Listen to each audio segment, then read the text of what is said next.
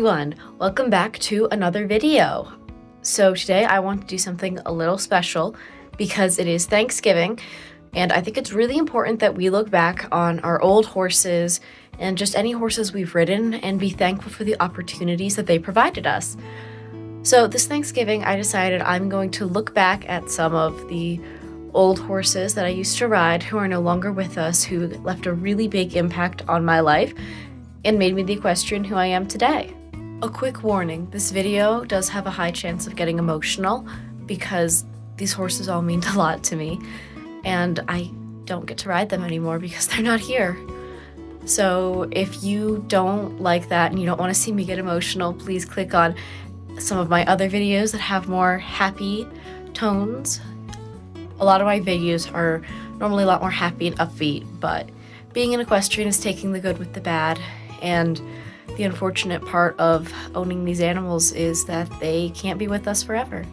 But it's still really important to remember them and the things they did for us. For a couple of these, I do only have pictures because this is going way back in my riding career, but we'll get to the videos eventually. The first horse on my list, his name was Raider. He was the first horse I ever sat on. We took a trail riding lesson and I was like, oh my gosh, I love this. And he convinced me to beg my mom for years to let me get on a horse until she finally did. This next horse, I was actually there when he passed away. His name was Cisco, and he was the first horse that I ever cantered on. He took such good care of me, even though I could not stop. And I actually have some of his hair back in Colorado. He was a very cute retired cow pony, and I loved him to death. This horse I have shown a little bit on my channel before in this video, and his name was Murphy. He was very, very sweet. He only had one eye, and he was the first horse that I ever competed on. It was barrels and pole bending, and I do only have the barrels videos, but he was so cute and he tried his hardest. He did only have one eye, so we didn't win anything, but we still had a lot of fun and I was really proud of him. This horse is Murphy, and we are doing a barrel run. Now, I'm sure you've never seen someone go around 4 barrels in a 3-leaf clover pattern. Keyword being the 3 leaves there, but we did. As you can see, it was phenomenal.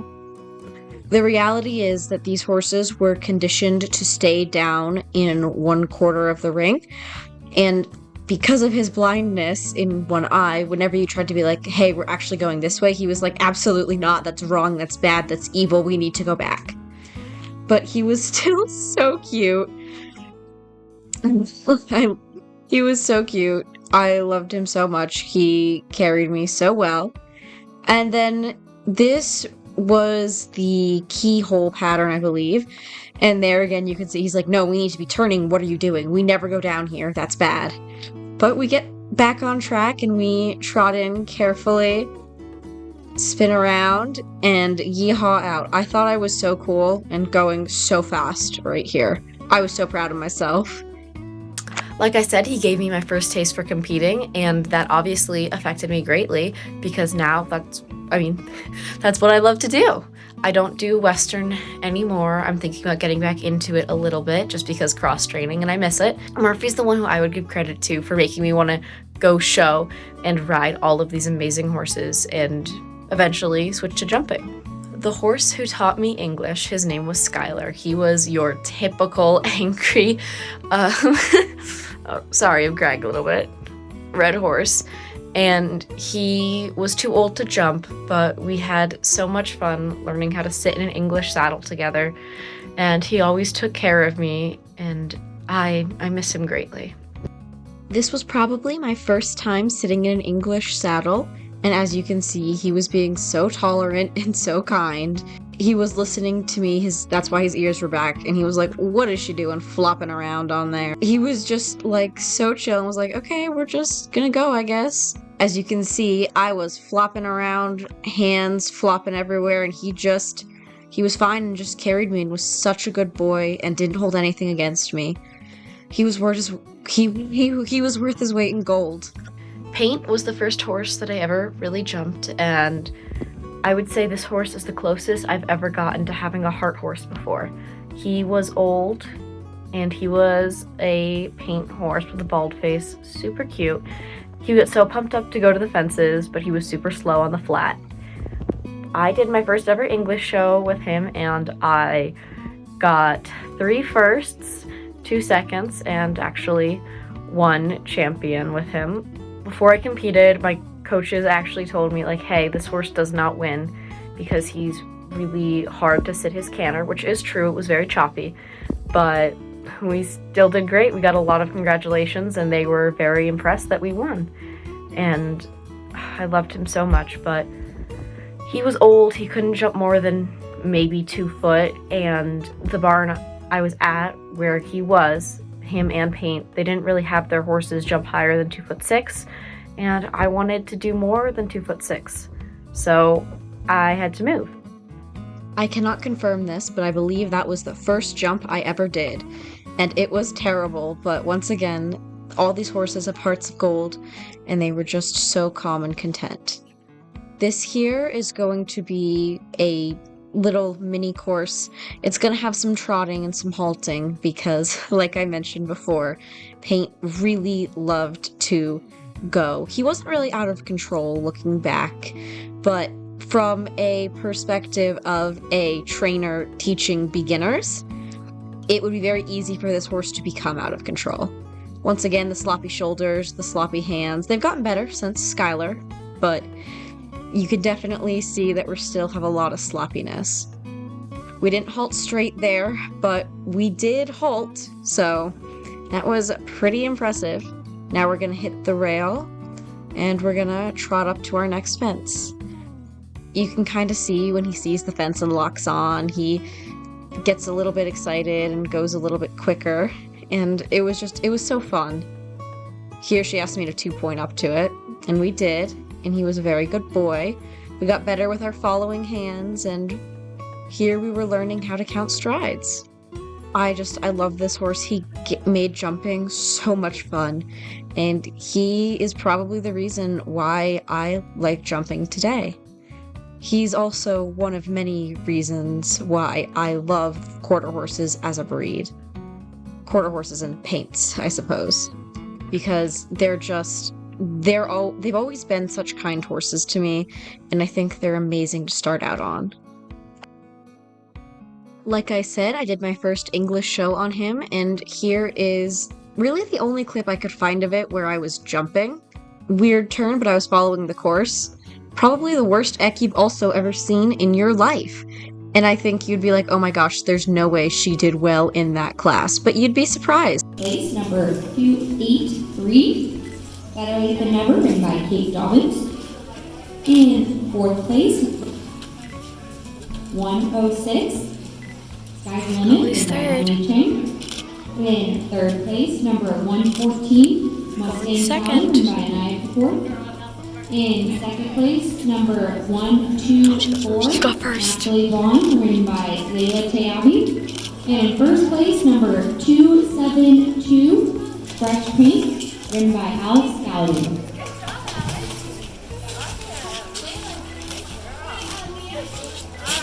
After moving, we eventually got a lease horse, and his name was Vinnie, and he's probably one of the most impactful on this list. He was a little rough around the edges. He was a stallion for quite a bit, and you could definitely tell in his mannerisms on the ground and under saddle. He was a beast and did not care what you wanted him to do. If he decided he was doing something, he was going to try and do it. So he really taught me how to be firm and have expectations of my horses and being like, no, you will not blow through my hands. You will not blow through my leg. I did my first rated and dressage shows with him, and he was the first horse that I ever got to go to a national championship on. We did not do great at that. He was screaming more than he was quiet. When we were going to leave the ring, so the person who was going in next, their trainer actually went up to me and told me to get as far away from the arena as possible because he was scaring her horse.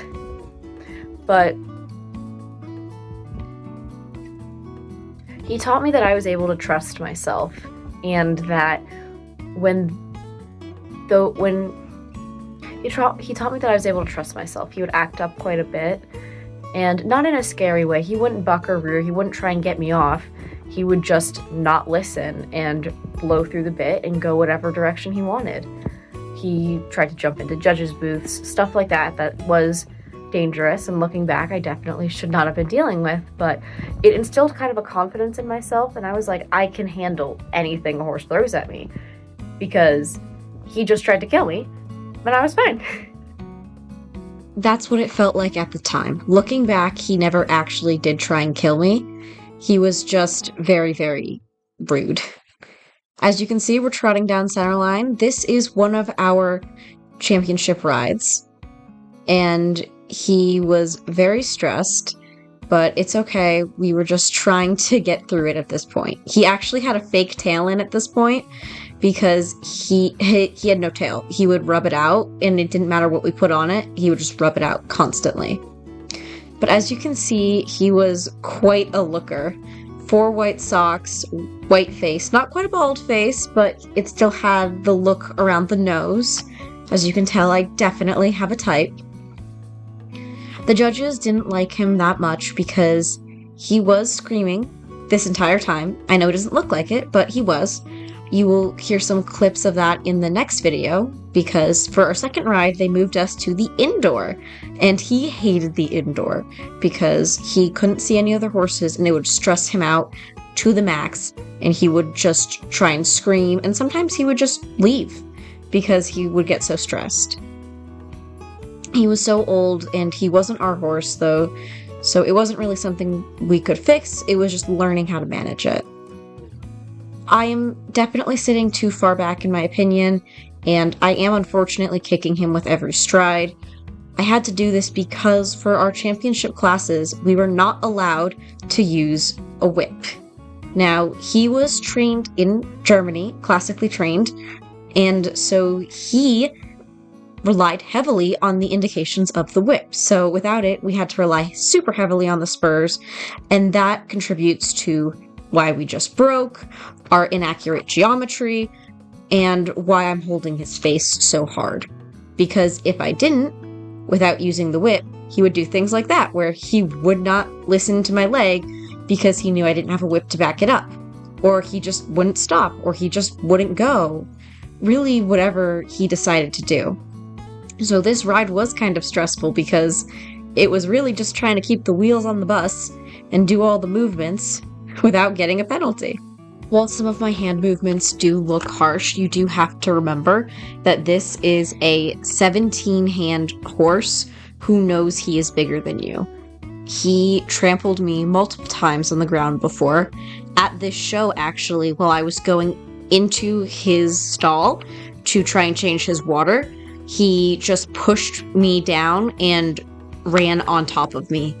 I was very lucky that the multiple times that he did do this, I was able to move my limbs out of the way, but it was very stressful being around this horse and riding this horse. He did end up instilling me with a lot of confidence, but it was also the confidence to know that sometimes you do need to be a little bit rougher to make sure that you get done what needs to get done and that you keep you and your horse in a good and safe position. So this horse was very bittersweet for me. I loved him. He taught me so much, but he made it very clear that we were nothing but business partners, and we were barely that in his mind. So it was also a little rough, wanting to love a horse so much, but understanding that they don't want that affection and that you need to treat them with kindness and respect, but they don't want to be loved on. We would still groom him and obviously do everything that we needed to take care of him. And we pampered him so much, but he made it very clear he would just rather be out in a pasture just sitting. And so actually halfway through his career with us, we decided to pull him from jumping because he had a couple incidents where he just chose not to jump. Not in a refusal way, just in he would canter through the fences. And we were like, well, you're 20 years old and massive, so I guess that's okay. If you don't want to jump, we'll just focus on the dressage. And luckily for us, he did not get fed up with the dressage until after the championship, and we were able to perform. This horse also taught me a lot about how if you do not have the best horse for the opportunity, even if you put down a systematically better test or a better run and your lines are cleaner and you jump cleaner, sometimes you will not win, and that's okay, and that's just something you have to live with. And sometimes the things that are wrong with your ride you can't change, and you have to accept and just try to be the best version of yourself and that horse that you can be. And now we are on to ride number 2. So, fun fact about this ride, the judge on the long side, we almost jumped into our judge's booth. I had to lay down on his back to make sure that he didn't, because he was charging and ignoring my hand. I am going to be much rougher with my hand in this ride. I don't like it. I don't condone it. However, this was so bad that the steward actually came and talked to me before I got in the ring and asked me if I thought it was safe for me to ride this horse in this ring. I honestly didn't know, but I just said, I'm gonna go for it, and if he takes off with me, he takes off. I have a great seat. So, it doesn't look like there's a lot of trouble here, but I am really fighting him. Like there, he tried to canter. That was him trying to leave. Because what he does is he would pull his head to the side, and slightly above the vertical, then he would pick up the canter, and then he'd be gone, and you couldn't stop him. He wouldn't be going anywhere very fast, but he would be gone, and it would take like 5-10 minutes for me to get him back under control. So my main goal in this ride was do not let him get his head, because if he gets his head up and not facing the inside and counterbent, then I'm gonna be screwed. Looking back, this ride definitely wasn't as bad as I thought it was. It was really just super stressful for me because I was like, I don't want to leave the ring, I need to stay in the ring. I do have him slightly below the vertical, and I do not condone that, and I should not have done that. However, I was terrified. I had only been doing dressage for a year, and this horse had already tried to take off on me twice in this ring before we even started our test. We were at the walk portion of our test, which in this test was the halfway point. In the walk, I was trying to push him forward and get him to relax down into the bridle, and he decided he wanted to trot instead. We can relax a little bit in the free walk, which made me super happy because he was normally so terrible at the free walk. But we had a couple good steps in there, and I was just so pumped that we actually got a halfway decent free walk. As you can see, he is jigging a lot because he is like, we're gonna go, we gotta go, I wanna leave, I can see the exit, we need to leave. That's why I cut that corner, because I knew if I went too deep into that corner, it would not have gone well. As you can see, here he is lifting his head up, thinking he's going to canter, wanting to leave, and I am just trying to hold everything together till we get to the canter. I'm actually going to canter a little bit late here because I was trying to get him just chilled out, so that way I was sure that he would be fine. He's not below the vertical here, so I did end up fixing it in my ride, but that first canter was super nerve-wracking for me, so I just couldn't, and I just had to wait. Every time you see his head pop up kind of like a llama, he would start dropping his back and go to drop his hind end, which is what horses typically do when they go to tuck and scoot. So that was also not giving me much confidence in his ability to keep his brain inside the court. We were almost done here, and I was so done. I was just ready to get off this horse, drink some water, but I was making sure that we were going to see it through to the end. Here, I didn't even really let him stretch that much, because I just did not trust him enough to do that. As you can see, he tried to go towards the exit and leave once again. So it was a really good thing that I chose not to let him stretch too much, because I would not have gotten him back. And a low score is better than an elimination, in my opinion.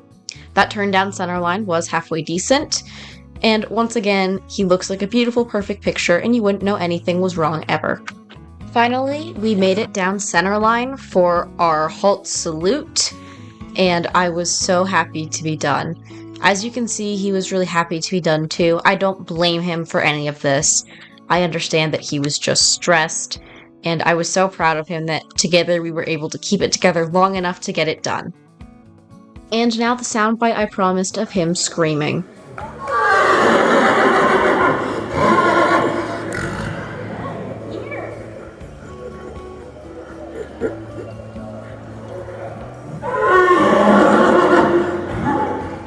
My last ride on Vinnie was a bareback jump lesson. I told my trainer I wanted to do this, and she thought I was crazy because he had very tall withers, but I had pretty strong thighs, so I was able to keep myself off his back and off his withers, and we had a lot of fun. At this point, he hadn't jumped for about 5 months, but it was okay because they were little 2-foot jumps, and he had a lot of fun with it.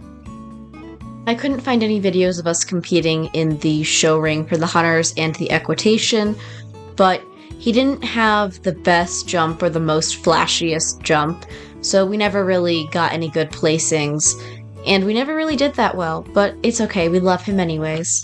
That's the end of the video. Thank you so much for watching. I hope everyone's having an amazing Thanksgiving, and I hope everyone remembers to be thankful for those horses who gave up so much of their time to teach us and carry us to the places that we've been. And I hope everyone's prepared for the horses in the future that's going to bring them to where they want to be. Remember, it's dangerous, so don't die out there.